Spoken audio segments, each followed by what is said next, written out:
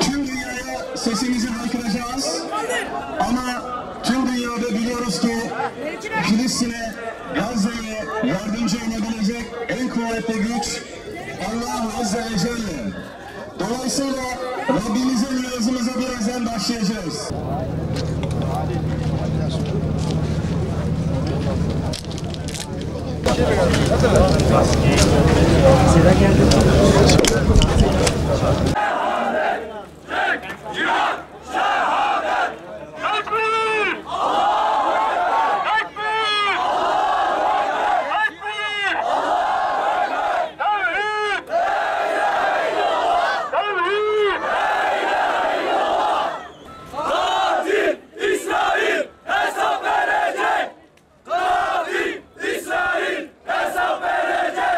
Ne uyku yiyebiliyoruz, ne doğrusu yemek yiyebiliyoruz. İnanın keyfimiz yoktur. İnşallah Allah bize bir yol açar. Biz de onların yanında aynı şekil Filistinli kardeşlerimizin, Hamas'ın, Ebu Übeyde'nin yanında cihada, savaşa gidebiliriz. Tek isteğimiz buradaki devlet büyüklerinin, buradaki bu samimi Müslümanlara, şuurlu Müslümanlara bir yol açmasıdır. Biz Gaziantep'ten Kudüs Yürekli Gençler olarak Adana'ya geldik. İncirlik'te protesto yapacağız inşallah. İHA ile beraber yapılan mitinge destek veriyoruz. Bizim tek amacımız İncirlik'in kapanması. Amerika'nın ülkemizden defolup gitmesini istiyoruz. Hükümetin somut adımlar atmasını istiyoruz. Kudüs bizimdir. Kudüs Müslümanlarındır ve bu böyle bilinecek. Hepimiz Ebu Ubeyde'yiz.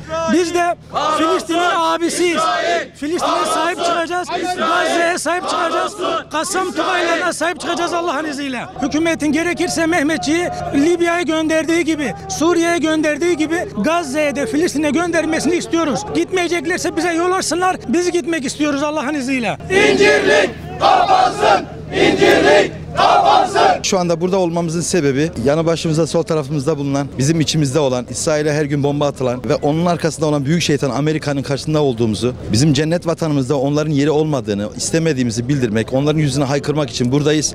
30 günü aşkın bir süre oldu, 30 gün oldu bugün itibariyle. Mazlum insanların, çocukların, bebeklerin, kadınların üzerine korkakça ama zalimce atılan bombalar var. Biz bunu kabul etmiyoruz. İnsan olarak önceyle kabul etmiyoruz. Bugün yeryüzündeki bütün insanların buna karşı çıkması gerektiğini düşünüyorum. Ve biz şu anda burada binler toplandık, binler toplanıyoruz Allah'ın izniyle. Sesimizi duyurmaya çalışıyoruz. Yeryüzündeki bütün insanlık adına ve özellikle de ümmet adına biz buradayız ve diyoruz ki bizim izzet ve şerefimizi şu anda koruyan Hamas'ın en azından dualarımızla, sesimizle destekçisi olduğumuzu herkese göstermek için buradayız. Hükümet yetkililerimiz artık derneklerin, vakların diliyle konuşmayı bırakması lazım. Çünkü zaten biz bunu yapıyoruz ve şu anda 7 Ekim'den beri Diyarbakır'da her gün meydandayız. Her gün sabah namazlarında onlara dua ediyoruz. Sayın Cumhurbaşkanımızın bir an önce bir adım atması lazım. Nasıl ki Azerbaycan'a biz destek vererek oradaki kardeşlerimize İHA'ları, SİHA'ları gönderdik. Aynı şekilde hükümetimizin bu şekilde bir an önce Filistin'deki mücahitlerimize de destek vermelerini bekliyoruz. Diplomatik olarak da İsrail ile ilişkilerini kesmelerini bekliyoruz. Ebu Ubeyde'leri şehit edebilirler ama Ebu Ubeyde'ler doğuyor elhamdülillah. Benim de 2 ay sonra bir çocuğum olacak ve ismini inşallah Ebu Ubeyde koyacağım. Ben Batman'dan geliyorum. Bizim için Kudüs kırmızı çizgimizdir.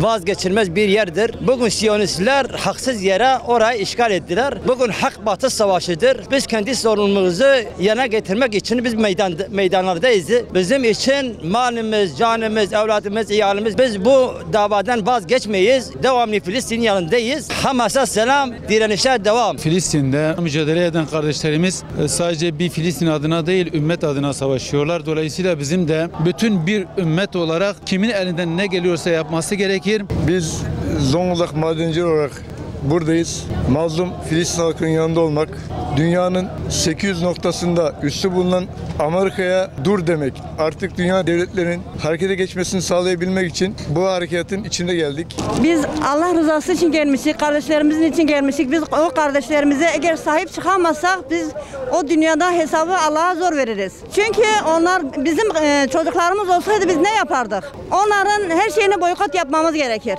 Yiyecekler ne şey edilmişse onları hiç almamamız gerekir. Elimizden geldiği kadar. Filistin konusu değil, bu insanlık konusu. İnsan olduğumuz için buradayız. Vallahi düşünecek, bakacak bir şey yok yani. İnsanlığın öldüğü yer orası. Orada onlar diriliyorlar, biz ölüyoruz aslında. Allah yardımcıları olsun. Biz elimizden bir şey gelse. Vallahi dünya susmuş seyrediyor sadece. Peki niçin buraya geldik efendim? Bir nevi de yemekte tuzumuz olsun diye. Bir sabah kalkarsınız ki İsrail denilen bir ülke yok. Yeryüzünde silinecek Allah'ın izniyle. Filistin'de abi küçük çocukları katlediyorlar. O yüzden abi burada direnmek için buradayız abi. Ama buradaki abi Amerikan konsolosluğunu kapatmalarını istiyoruz. Onların içinde bebek kanı var abi. Çünkü abi almasın abi. Çünkü onlara daha çok şey oluyor. Güçleniyorlar abi aldıkça. Burada Filistin'e yardım etmek için oradaki ölen kardeşlerimiz için protesto ediyoruz. Onları düşünerek burada yardım bağırıyoruz. Onlara yardım çağırıyoruz. Neler boykot ediyorsunuz? Mesela yiyecekler, içeceklerimiz. Mesela onları boykot etmeliyiz. Neden boykot etmeliyiz? Onlar bizim kardeşlerimizi öldürüyor. Onlara para gitmesin diye boykot ediyoruz. Niye buradasın? Filistin'deki çocuklar ölmesin diye geldim buraya. Doritos falan yemiyorum zaten. Peki neden yemiyorsun? Hem zararlılar hem de İsrail malı, Amerikan malı olduğu için. Kahrolsun İsrailler, cips almayacağız. İsrail bir de pompa atar. Çocuk katili İsrail'in karşısında biz buraya kardeşlerimize sahip çıkmaya geldik. Her zaman mazlumun yanındayız. Müslümanın üzerine düşen görev de budur zaten. Her zaman mazlumun mağdurun yanındayız. Burada Filistin kardeşlerimize yardım etmeye geldik. İsrail katillerini, çocuklara bomba atanlara